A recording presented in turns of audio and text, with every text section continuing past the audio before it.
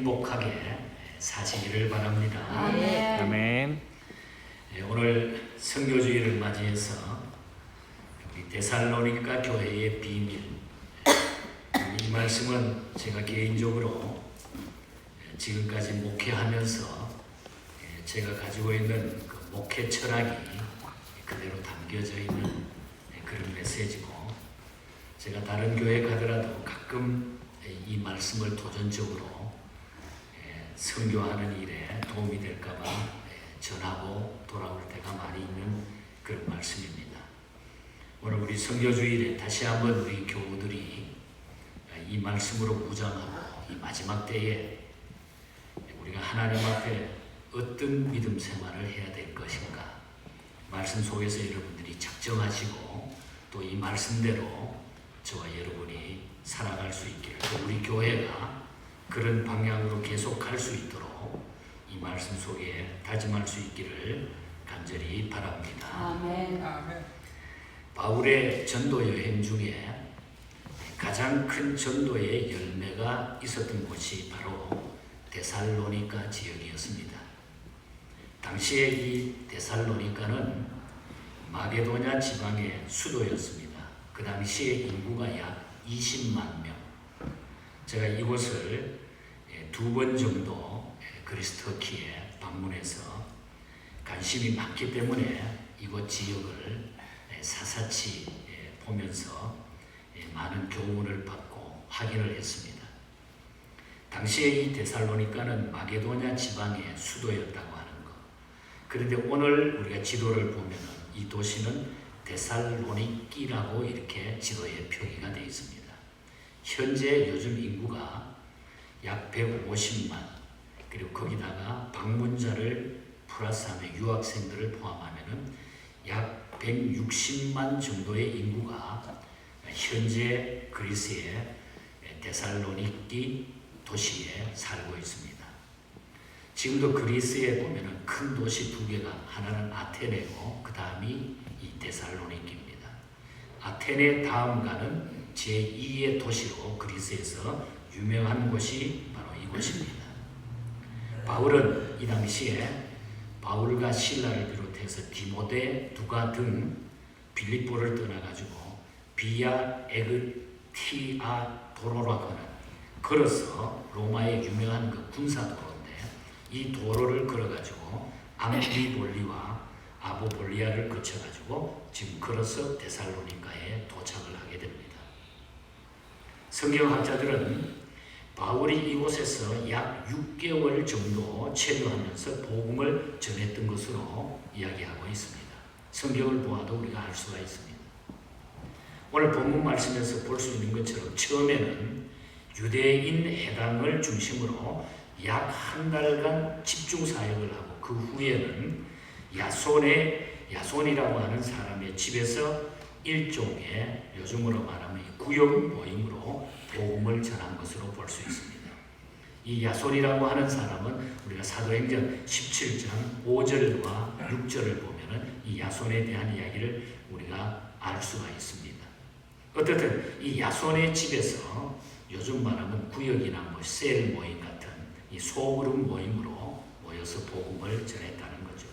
그럼에도 불구하고 전도의 결과는 대단한 열매를 가져오게 됩니다. 유대인들은 우상을 버리고 살아계신 하나님께로 막 돌아오는 이런 회개의 역사가 나타납니다. 그들의 믿음에 대한 소문이 또 각처에 그 일을 통해서 막 퍼져나갑니다. 이 말씀을 우리가 어떻게 알 수 있느냐? 데살로니가 전서 1장 8절을 보면은 주의 말씀이 너희에게부터 마게도냐와 아가야에만 들릴 뿐 아니라 하나님을 향하는 너희 믿음의 소문이 각처에 퍼졌으므로 우리는 아무 말도 할 것이 없느니라. 그렇게 복음을 전했는데 이 복음이 엄청나게 힘을 가지고 각처에 막 전파되기 시작했다. 과연 사도 바울의 일행은 그들을 어떻게 전도했을까요? 어떻게 복음을 전하고 어떻게 했으면 그 복음이 그렇게 많이 울려 퍼져나갔을까? 저는 여기에 무한한 관심을 갖게 되었습니다. 선교 지역을 방문하면서 지금까지 선교하면서 어떻게 이 복음을 많이 전파할 수 있고 어떻게 그 복음이 바로 증거될까 저에게는 매우 고민거리가 되었던 것입니다. 그때 바울 전도팀의 역동적 영향력을 암시하는 말씀이 오늘 우리가 읽은 사도행전 17장 6절에서 그 말씀을 발견하게 됩니다. 성경이 데살로니가에 전도하던 그리스도인 일행을 그 당시에 복음 전하는 일행을 어떻게 묘사하고 있는지 주목해 보시기를 바랍니다. 17장 6절에 보면은 천하를 어지럽게 하던 이 사람들이 여기도 이름에 그 당시 얼마나 복음을 열정적으로 전했는지 주변에 있는 다른 사람들이 이들을 향해 가지고 세상을 어지럽게 만드는 사람들이다. 물론 이 표현은 안 믿는 사람들이 말하는 부정적인 표현 같지만은 킹 제임스 버전 영어 성경에 이 대목을 아주 흥미롭게 번역하고 있습니다. 이 말을 천하를 어지럽게 하는 사람을 어떻게 번역했느냐? The world upside down이라고 했어요. 세상을 뒤집어 놓은 사람. 세상을 뒤엎어 놓은 사람. 세상을 뒤집어 놓은 사람들이라는 그런 의미입니다. 얼마나 복음을 열정적으로 전했는지 도대체 어떻게 전도했기에 선교에 어떤 이런 결과를 가져왔을까? 데살로니가를 만든 이 데살로니가 교회를 만든 두 가지 비밀에 주목해서 오늘 저는 말씀을 드리려고 합니다. 어떻게 천하를 뒤집어 놓았느냐? 이것을 생각하면서 오늘 저와 여러분들이 우리 교회가 이 마지막 때에 세상을 뒤집어 놓을 수 있는 이런 복음의 능력을 가지고 있으면 좋겠습니다. 목사가 되어서 목회하면서 이 두 가지 비밀을 저는 지금까지도 가슴에 안고 부족하지만은 그렇게 해보려고 그렇게 교회를 이끌려고 애를 써 왔습니다. 두 가지 비밀입니다. 첫째는 복음적 말씀 사역. 말씀의 중요함을 여기서 강조하고 있다는 것입니다. 바울은 데살로니가에 도착한 즉시 유대인 회당을 찾아가 가지고 허락을 받고 오늘 본문에 보니까 3주간에 걸친 말씀 강론을 시작했습니다. 오늘 17장 2절과 3절에 보면 바울이 자기의 관례대로 그들에게 들어가서 새 안식일에 성경을 가지고 강론하며 뜻을 풀어 그리스도가 해를 받고 죽은 자 가운데서 다시 살아나야 할 것을 증언하고 이르되 내가 너희에게 전하는 이 예수가 곧 그리스도라 하니. 대단히 중요한 메시지예요. 이런 바울의 선교 스타일을 이 설교하는 설교의 스타일을 가르쳐 가지고 강의 설교라 그렇게 이야기하는 것입니다. 바울은 성경을 읽고 나 가지고 자기가 하고 싶은 말을 한 것이 아니라는 거죠. 읽은 본문을 성실하게 해석해서 그 뜻을 드러낸 것이라는 거죠. 말씀 속에 담겨져 있는 그 뜻을 그대로 드러낸다는 것입니다. 그러나 그는 단순히 성경 해석에 그친 것이 아니라 그 말씀을 통해서 예수 그리스도가 어떻게 우리 인생의 문제에 대한 해답이 되는가를 여기에 대한 문제를 제시하면서 답을 주었다고 하는 것입니다. 예수 그리스도가 우리 인생의 문제의 해답이 되는데 어떻게 해서 예수가 우리 인생의 문제의 해답이 되는가? 여기에 초점을 맞추었다는 거죠. 그의 강론의 핵심은 예수 그리스도라. 예수 그리스도였다. 그리스도가 해를 받고 죽은 자 가운데서 다시 살아나야 할 것을 증언했다고 그랬습니다. 그리스도의 죽음과 부활 그것이 바로 인류의 죄 문제와 구원의 문제의 해답을 선포했다고 하는 그런 말이죠. 그래서 오늘의 강단, 오늘의 교회, 오늘 우리 기독교 바로 존재하는 이유가 예수 그리스도의 죽음과 부활을 통해서 구원을 얻게 메시지가 증거되는 것입니다. 이게 교회 강단의 가장 중요한 포인트라는 거죠. 그래서 우리는 바울의 설교를 복음적 강의 설교라 그렇게 말하는 것입니다. 교회가 성경에 근거한 복음의 메시지를 상실하면 그것은 더 이상 교회가 아닙니다. 흔히 한 교회에 신학적 성향을 두고 우리는 그 교회가 보수적이냐 진보적이냐를 이야기할 때가 있습니다. 그러나 정말로 중요한 것은 복음적인 교회가 돼야 되는 것입니다.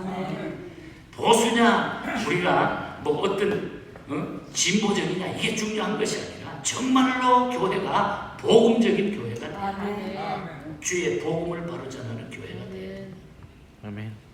저는 복음적인 교회를 지키고자 부족하지만 오늘까지 노력해 오고 있습니다. 예언교회가 14년의 역사 가운데 복음적인 교회로 든든히 서 있으면 제 자신이 생각해도 너무 귀한 축복이다. 저는 그렇게 믿습니다. 저는 그것이 바로 하나님이 교회를 기뻐하시고 축복하신 중요한 이유였다고 저는 생각합니다.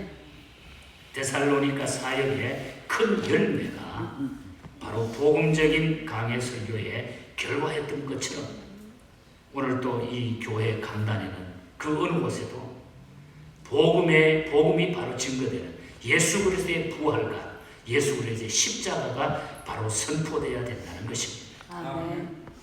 이것이 데살로니가에 숨어 있었던 그 당시에 세상을 뒤엎어놓는 업사이드다운 시키는 중요한 메시지가 바로 거기에 있었다는 것입니다.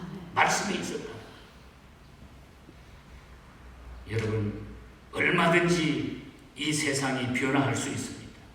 저는 이 시대의 변화와 함께 교회의 사역 스타일이나 예배 스타일 등 얼마든지 변화가 될 수 있다고 생각합니다. 아멘. 그러나 역사가 흘러도 교회가 한 가지 변함없기를 소원하는 것이 있다고 하면은 바로 성실한 말씀 강론의 사역입니다. 이 말씀은 변질되거나 아멘. 그래서 오늘 이 현대교회가 왜 쓰러지고 왜 문을 닫고 왜 많은 일들이 교회를 통하여 일어나고 있는가? 말씀이 다 사라지고 있는 거예요. 듣기 좋은 이야기들, 듣기 좋은 길을 즐겁게 하는 이야기들을 통해 가지고 한때는 와 하는 것 같은데 나중에는 다 고무풍선처럼 전부 사그라지고 있는 거예요. 마지막 때에 일어날 일들이라. 앞으로 세월이 흘러도 교회의 설교 강단에 변함없는 복음의 메시지, 성경적 강해 설교의 생수가 넘쳐 흐르기를 축복합니다. 네. 누가 이 교회를 계속해서 담임하고 누가 계속해서 섬기든지 간에 하나님의 제단에는 이런 하나님의 메시지가 강물처럼 흘러나와요. 그것만이 이 세상을 변화시키는 하나님의 방법이기 때문인 것입니다. 성경의 핵심인 예수 그리스도는 어제나 오늘이나 내일이나 유일한 세상의 소망이십니다. 아멘. 이걸 붙잡는 것이죠. 우리는 변함없이 이 복음의 메시지를 붙들고 선포하는 공동체로 나가야 될 줄 믿습니다. 아멘. 제가 92년부터 중국을 다니면서 선교할 때 94년 그때쯤 된 것 같아요. 중국을 방문한 2, 3년 지난 후에 중국에서 베이징이 북경에서 한 2시간 정도 기차를 타고 가면 진앙도라고 하는 바닷가의 휴양 도시가 있습니다. 아주 중국에서는 굉장히 아주 돈 있는 그 당원들이 늘 휴가 가서 즐기는 그 수양지가 진앙도라고 하는 곳입니다. 그곳에 우리 조선족들 교회가 있고 예수 믿는 사람이 있어서 그곳을 첫 방문해가지고 어떤 가정집에 저녁에 모여가지고 이제 예배를 드리기로 약속이 되고 그곳에 갔어요. 그런데 그 가정집을 들어가는데 여기 말하면 경찰서죠. 경찰서 하나를 지나가지고 그 골목으로 막 가야 되는데 그 사람들은 공안이라 그럽니다. 공안. 근데 그것을 피해가지고 그 당시만 해도 굉장히 조심했어요. 걸리면 안 되니까. 피해 가가지고 어떤 가정집에 꼭 무슨 작전하는 것처럼 해가지고 딱 모였어요. 한 17명인가 한 20명 그 정도 모였는데 이제 모여서 예배를 드립니다. 물론 찬송은 하고 싶지만은 소리 내서 찬송을 부를 수가 없고 그래서 찬송을 가사를 읽기도 하고 또 어떤 사람이 간증하기도 하고 해서 찬송이 지나간 다음에 한 7시 반쯤 제가 이제 설교하기 시작했어요. 8시 좀 못했어요. 그래서 저는 보통 그냥 가정 예배처럼 생각하고 빨리 예배 드리고 가야 되겠다 이렇게 생각을 하고 한 30분 정도 설교를 하고 마쳤는데 마지막에 다 끝나고 아니 목사님 왜 이렇게 빨리 마칩니까? 지금 이게 예배 드린 겁니까? 하면서 이 사람들이 앉아서 일어날 생각을 하지 않는 거예요. 그래서 목사님 오셨는데 설교를 다시 좀 해주시기 바랍니다.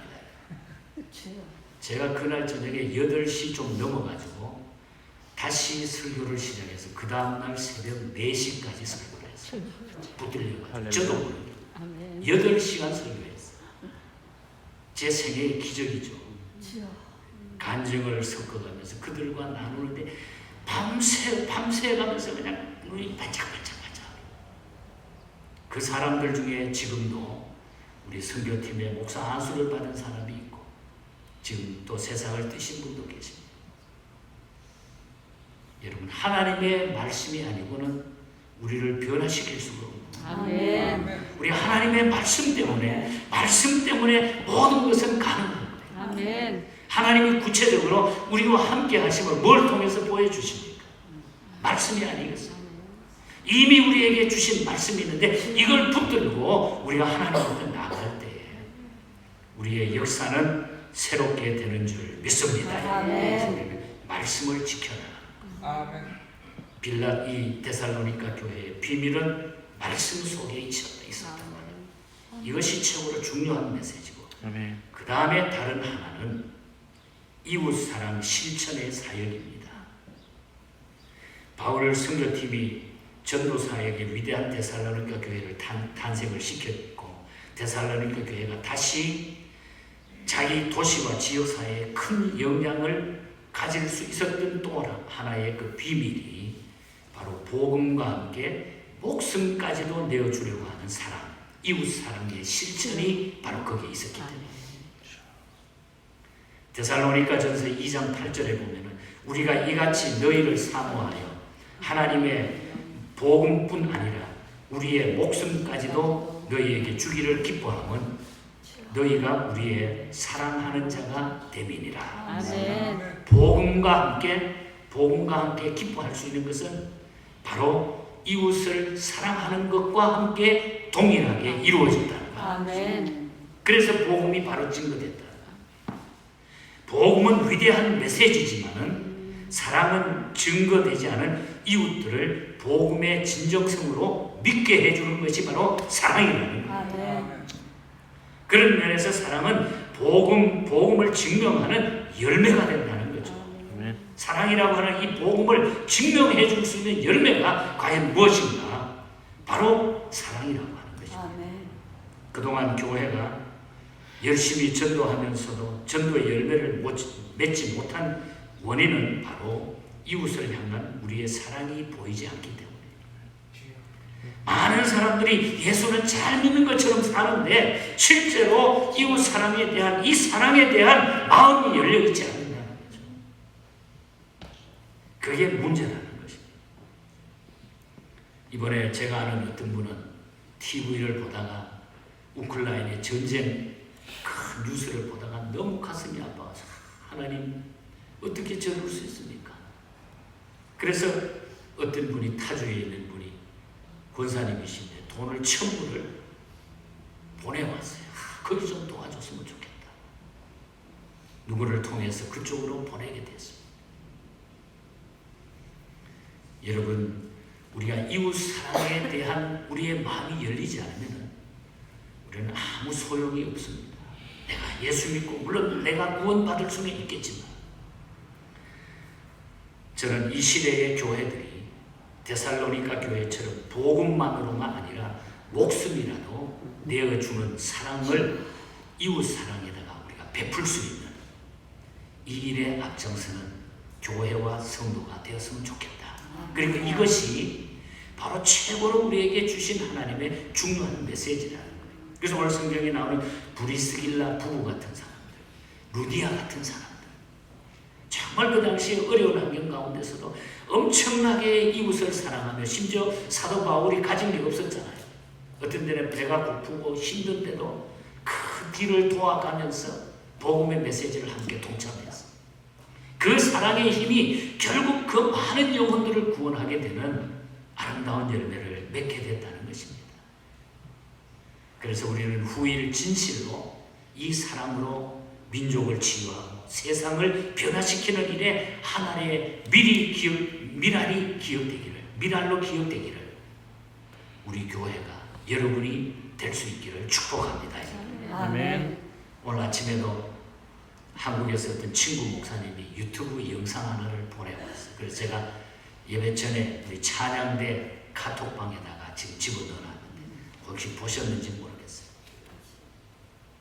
거기 보니까 우리 한국 사람 중에 우크라이나에 가가지고 전쟁 지금 마당에 키우 그 도시에 들어가가지고 포장마차를 하나 만들어요. 포장마차에 가가지고 비빔밥, 그 다음에 국밥, 라면 이걸 막 끓여가지고 그 배고프고 막 전쟁 중에 지금 아직도 그 겨울이 그냥 아직 봄이 지금 다가오지만 아직도 날씨가 막 무척 춥습니다. 그래서 막 라면을 끓여주고 국밥을 만들어주고 막 비빔밥을 만들어주니까 이게 뭐냐고. 그 사람들이 나중에 그걸 그냥 한국에서 온 사람들이 이렇게 음식을 만들어준다는 걸 그걸 먹고 너무너무 감격해가지고 막 눈물을 흘리면서 와, 이게 사랑이 아닌가. 그 영상을 한번 보시기 바랍니다. 저는 이것이 진정한 우리 그리스도인의 삶이 아닌가. 하나님의 복음의 힘은 사랑을 통해서 힘있게 나갈 수 있는 거예요. 아멘. 그래서 우리가 아무리 힘들고 어려워도 내가 가진 시간이라든지 건강이라든지 물질이라든지 이것을 우리가 나눌 수 있다고 하면은 그거보다 더 귀한 것이 없는 것입니다. 아멘. 사람이 친구를 위하여 목숨을 버리면 그보다 더 큰 사랑이에요. 근데 뉴스를 봤더니요. 푸틴이 이걸 악용해가지고 성경 구절을 읽으면서 자기네 지금 군인들이 죽어나가는 거에 가서 친구를 위해서 죽는다. 그래서 더 전쟁을 해야 된다. 이렇게 악용을 하고 있더라고요. 말이 됩니까? 야, 그 뉴스 보셨죠? 말이 안 되잖아요. 정말로 진정으로 우리가 주님의 그리스도의 이 사랑, 복음 안에서 주신 이웃 사랑, 이것을 우리가 실천하는 것이 가장 이 시대에 우리의 삶이고 교회의 비밀인 것입니다. 그래서 데살로니가 교회는 말씀과 사랑이었어요. 말씀과 사랑. 하나님 사랑, 이웃 사랑이 그대로 실천된 교회가 바로 이 데살로니가 교회였던 것입니다. 믿음은 사랑을 만나야 향기롭게 되는 것입니다. 이 영성을 꼭 우리가 회복할 수 있기를 바랍니다. 아멘. 무엇이 우리가 중요하겠어요? 우리 주님 부르실 때에 우리가 떳떳하게 이제 가야 되는데 다 우리가 가진 것, 여러분 어려움 당하고 이상한 일들이 우리 앞에 딱 막히면은 생명의 위협을 받으면 아무 소용이 없는 거예요. 이 땅에 다 두고 그냥 가야 돼. 그런 일이 닥치기 전에 우리 하나님 앞에 주신 환경을 감사하면서 하나님 앞에 영광 돌리면서 살아갈 수 있기를 바랍니다. 아멘. 한국의 정용철 시인이 작시하고 제 은사였던 연세대학교 교수로 계셨던 각상수 교수님이 작곡한 곡이 있어요. 저에게 지휘를 가르쳐 줄 때에 이 곡을 늘 소개해주고 함께 불렀던 그런 찬송입니다. 내 마음과 정성 다하여서 주 너의 하나님을 사랑하라. 내 몸을 아끼고 사랑하듯 형제와 이웃을 사랑하라. 주께서 우리에게 명하시니 그 명령 따라서 살아가리. 한국교회를 당시에 바라보면서 한국교회가 남을 사랑하는 것 같지만 실제로 사랑하지 않고 교회가 물질만 가지고 이 세상적으로 물질주의로 흘러가는 이 모습 속에서 안타까운 마음으로 만들었던 찬송시입니다. 오늘 저와 여러분에게 도전이 되시기를 바랍니다. 데살로니가 교회는 두 가지 비밀을 가지고 있었습니다. 말씀과 이웃사랑의 실천입니다. 내 마음과 정성을 다하여서 주 너의 하나님을 사랑하라. 내 몸을 아끼고 사랑하듯 형제와 이웃을 사랑하라. 주께서 우리에게 명하시니 그 명령 따라서 살아가리. 아멘. 주께서 우리에게 명하시니 그 명령 따라서 살아가리. 아멘. 아멘. 우리 교회가 말씀 붙들고 아멘. 이웃 사랑하면서 이 복음을 위해서 나올 수 있는 이런 교회가 될 수 있기를 바랍니다. 아멘. 교회의 존재의 이유는 바로 여기 있는 것입니다. 아멘. 여러분의 삶이 이곳으로 마음이 모아짐으로 말미암아 주님. 말씀과 사랑의 마음이 모아짐으로 말미암아 아버지. 여러분이 더 건강하시고 하나님의 능력을 소유하시기를 주님 이름으로 간절히 축복합니다. 아멘. 하나님 아버지 주님. 감사합니다. 아멘.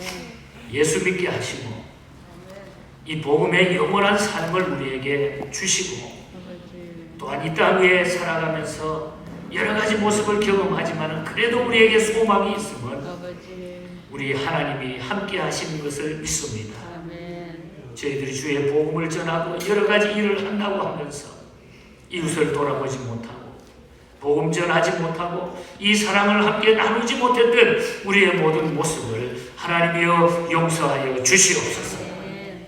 하나님의 교회 존재 이유를 저희들이 다시 한번 발견하고 주의 복음을 위하여 우리의 모든 것들을 총동원하여 주님을 섬겨나가는 저희들이 되게 하여 주시옵소서.